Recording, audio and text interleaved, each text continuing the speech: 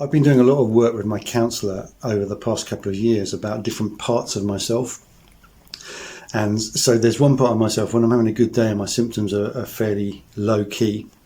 And I kind of have this sense of being, I'm a content creator and I'm going to achieve stuff in the world. And it's like my old self before I got ill, kind of quite focused on achievement and getting on in the world, And then there's this other part of myself that's, to be honest, completely overwhelmed by this debilitating illness that I've been going through.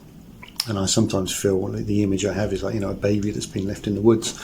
It's like it's just crying and no one's hearing, and it's just desperate, this horrible sense of desperation that can come with illness. And that's just, one kind of polarity between two different parts of myself. But it can be really interesting and really beneficial to create a dialogue between those two parts and any other parts you identify. But, for now, let's just talk about the really strong, positive, optimistic part, and then the kind of really vulnerable, fragile, really not able to do much for itself part, because it's suffering all these symptoms that are kind of overwhelming. And to create this kind of healthy dialogue between the two, so the more positive, call them, I don't know, I'm called Robin, so Robin A and Robin B is one way to refer to them. Some people give a name to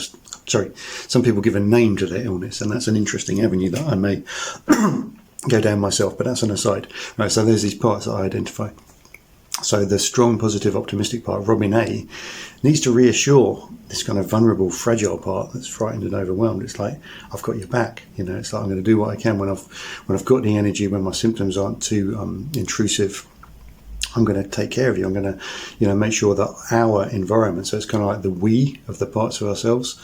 So we're not in this alone, right? So that Robin B, the fragile part, is not in this alone. So Robin A, we are going to make sure our environment is as conducive as possible. We're going to get the help that we can, build a support network as best as we're able. And we're going to do various practices that are going to help. We're going to try and make good choices and just reassure that part, that someone has got their back.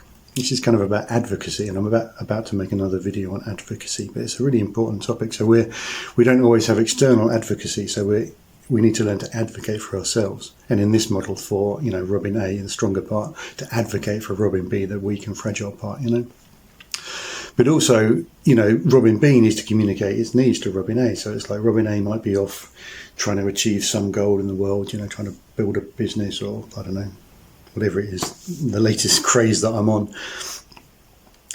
Robin B needs to say, look, hey, I need rest, I need quiet, I need peace, we can't just go off gallivanting all the time. We've got to we've got to kind of take care of the needs of the more vulnerable part of ourselves, yeah?